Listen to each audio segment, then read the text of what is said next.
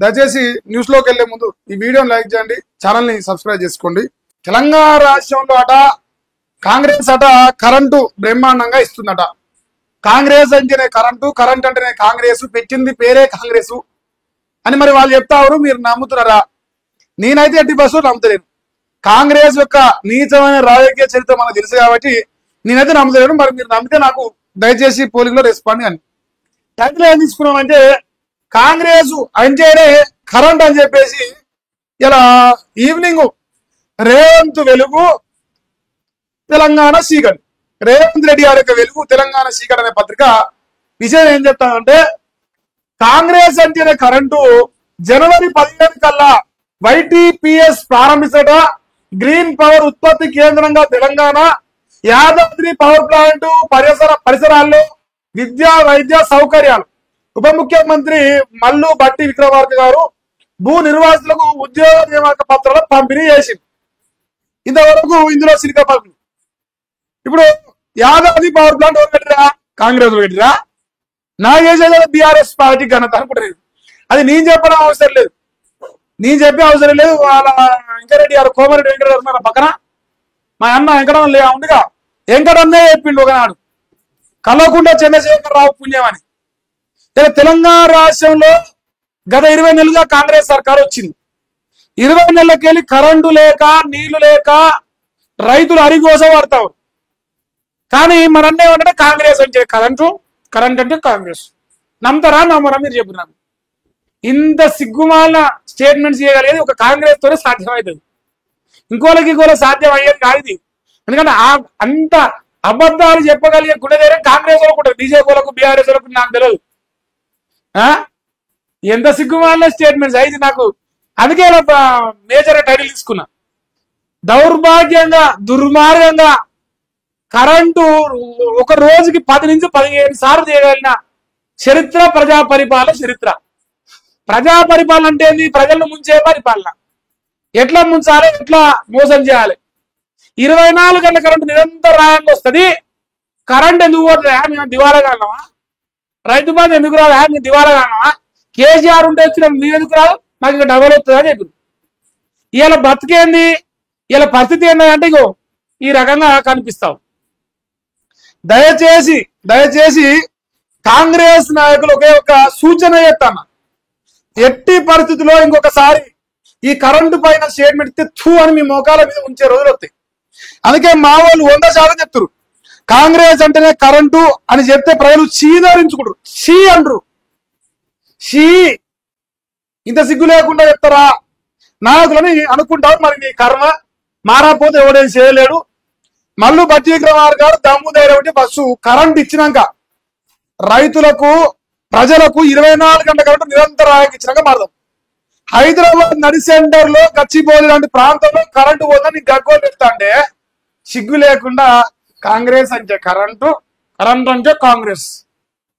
మీ మొక్కలకు మీ నోర్లో మొక్కాలి, మీ నోరు మన్నమాడ మీ నోర్లకే మొక్కాలి. ఇది మేజర్ గా ఒక వార్త చెప్తారా? మరి ప్రజలుగా మీ యొక్క స్పందన మీరు తెలియజేయగలరు. కల్వకుంట్ల చంద్రశేఖరరావు ఒకసారి ఒక ముచ్చట చెప్పిండు, జర ఆగిరి మంచిగా ఉంటుంది జోలి, మరి డౌన్లోడ్ కావాలి, మీదే బాధ్యత. ఇంకొక ఇది చూడరా జర ఒకసారి. మా కేసీఆర్ సార్ ఏనాడో చెప్పిండు కాంగ్రెస్ అంటే దొంగ హాట చెప్పాలని నేర్చుకురాలి. విన్నాం.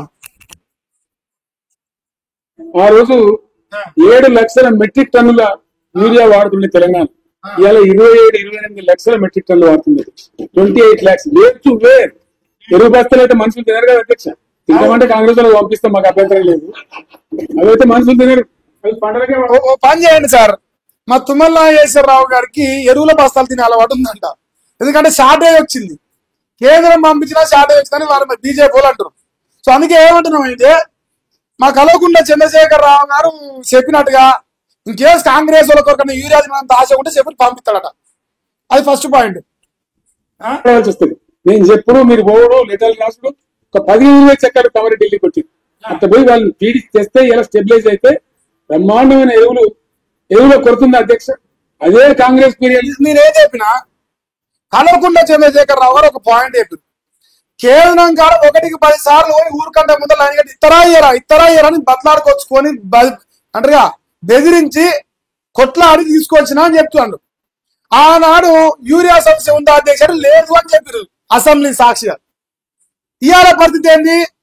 ఇంకో ఈ రకంగా సరిగ్గా కేసీఆర్ ఏదైతే ఎప్పుడో గదిగా జరుగుతుంది.